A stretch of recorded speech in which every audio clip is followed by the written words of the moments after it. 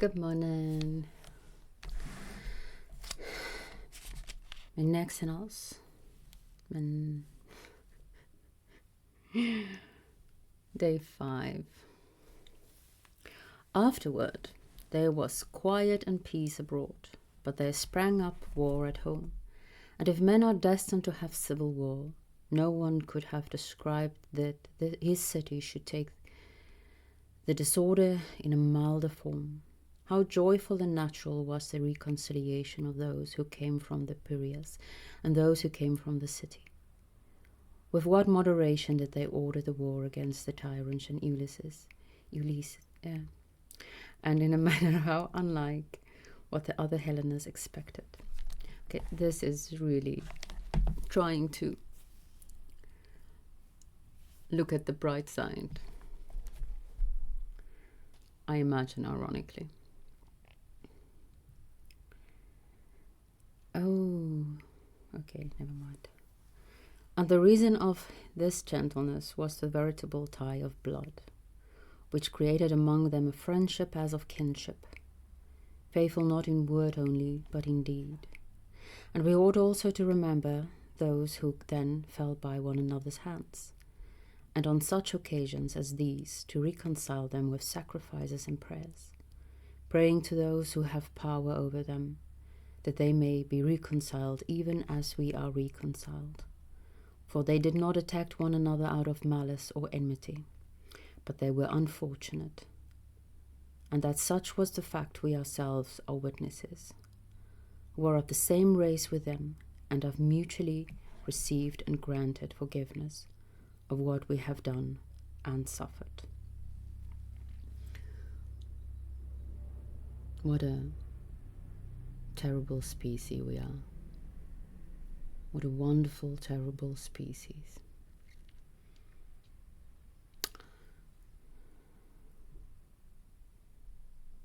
I think maybe that's the value of irony. I'm sorry. I'll probably speak of irony a lot, at least this week and next week still, with After Socrates.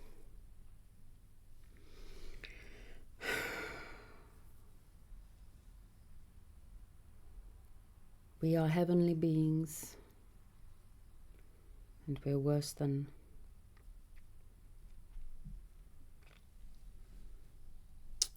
our primate cousins.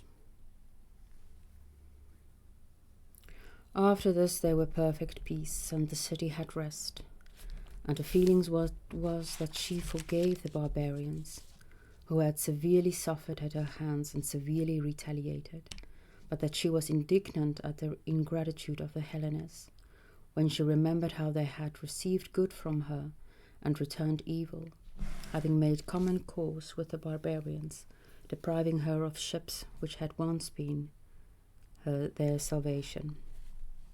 So the idea of reading out loud is that you really focus.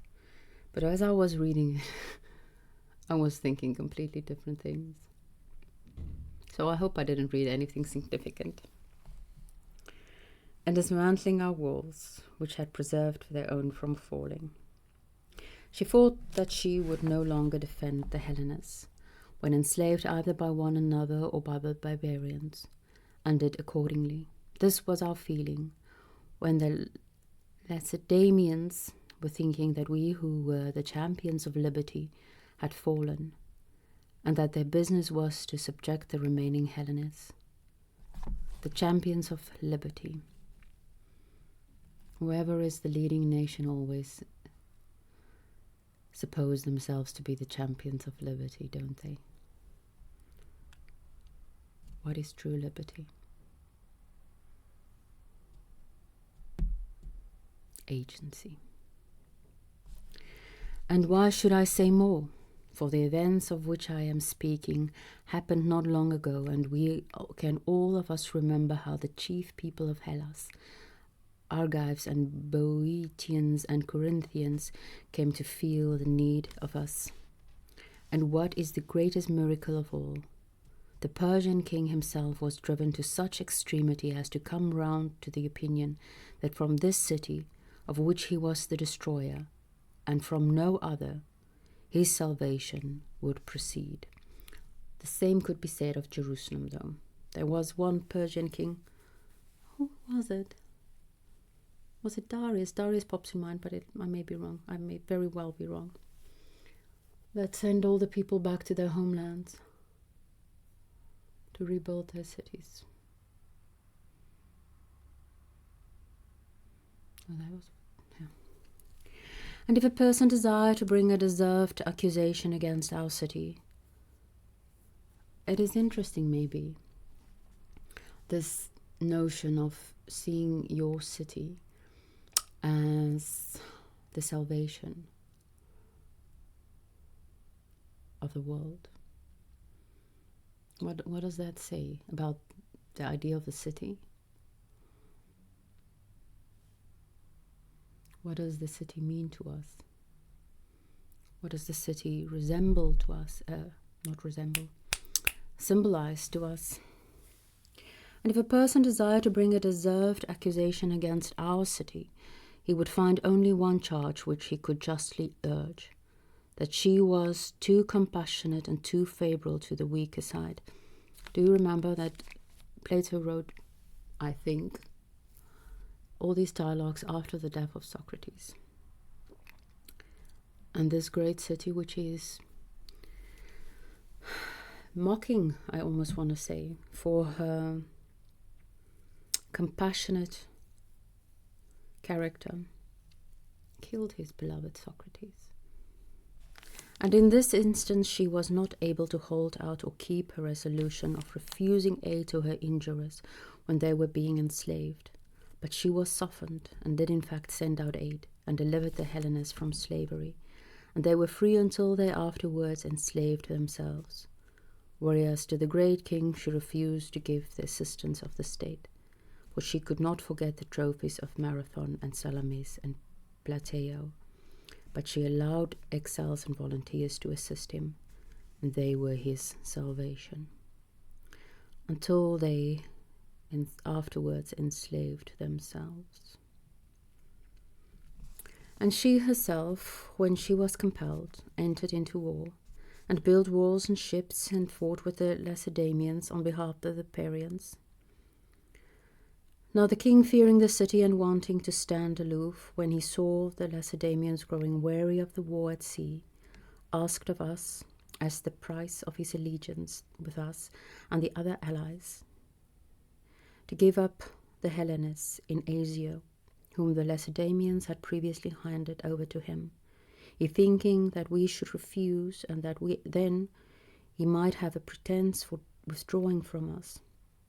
About the other allies he was mistaken, for the Corinthians and Argives and Boeotians and the other states were quite willing to let them go, and swore and covenanted them, made a covenant with them.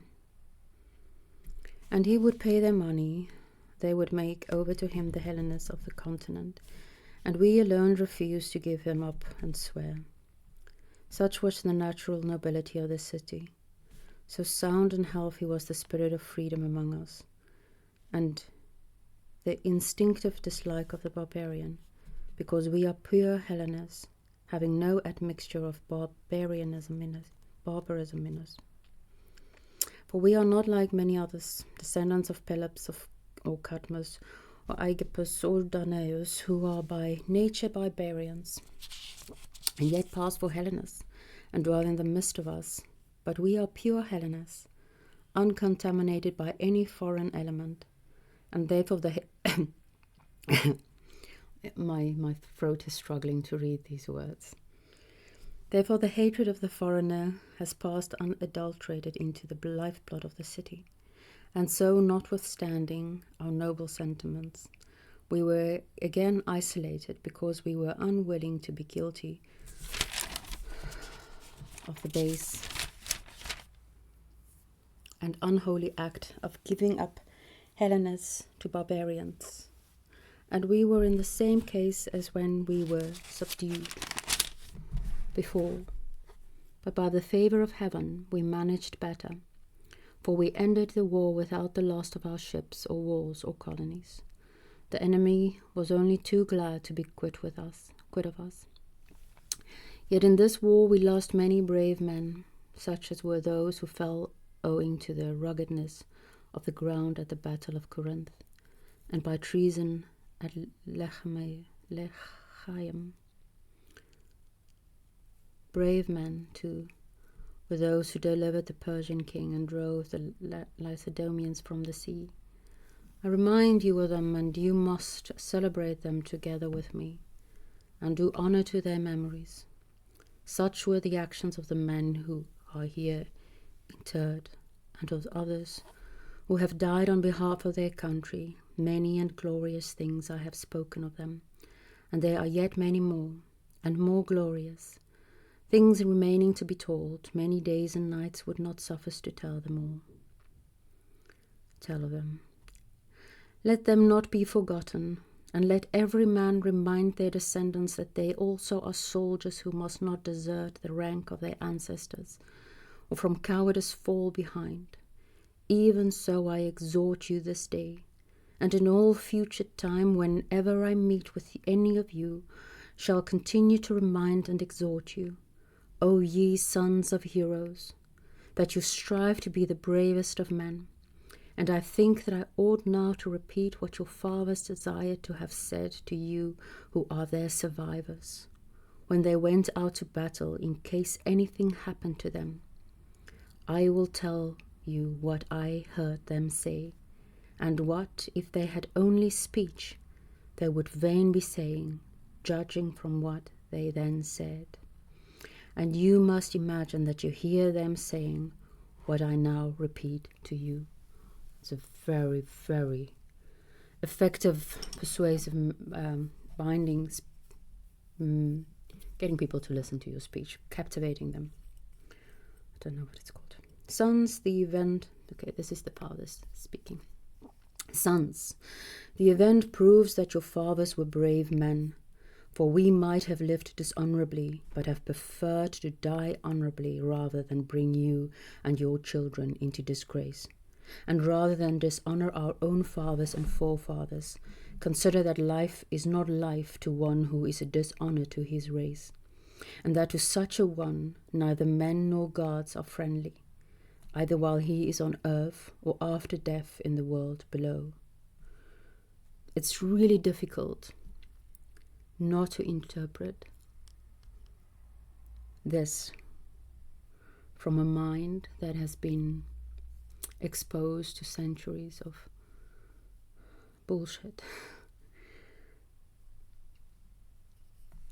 Remember our words, then, and whatever is your aim, let virtue be the condition of the attainment of your aim, and know that without this all possessions and pursuit are dishonorable and evil.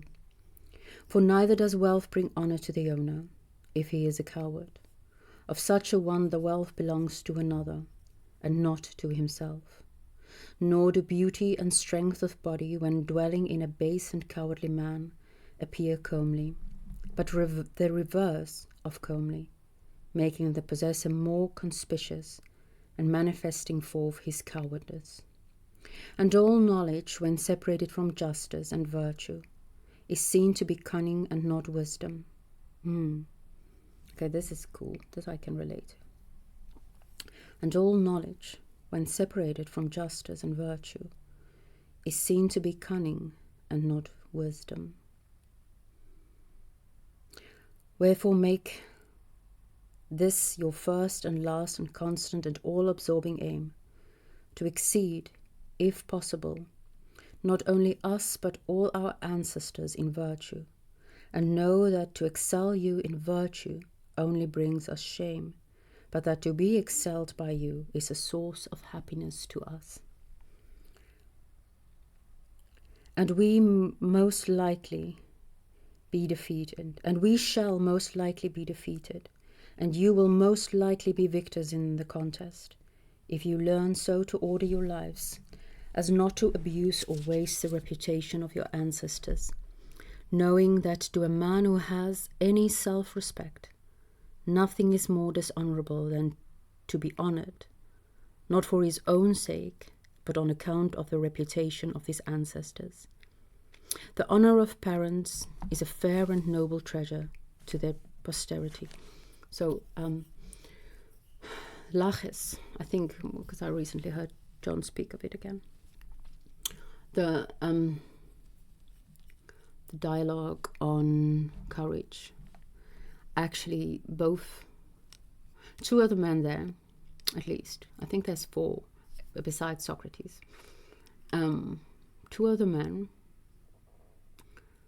are kind of ashamed because they had these courageous, brave, honorable fathers, and they themselves did not really have much to offer their country. So this is something that actually, because maybe, there needs to be something to be worth fighting for, right? There needs to be a fight, and that is probably, I am absolutely not pro-war, not at all. But men need something to fight for, and women need something to love.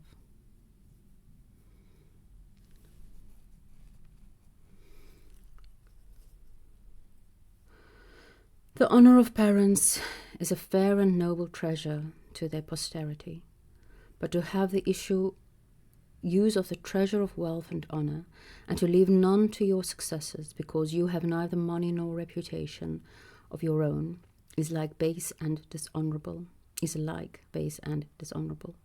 And if you follow our precepts and will be received by us as friends, when the hour of destiny brings you hither, but if you neglect the words and are disgraced in your lives, no one will welcome or receive you. This is the message which is to be delivered to our children.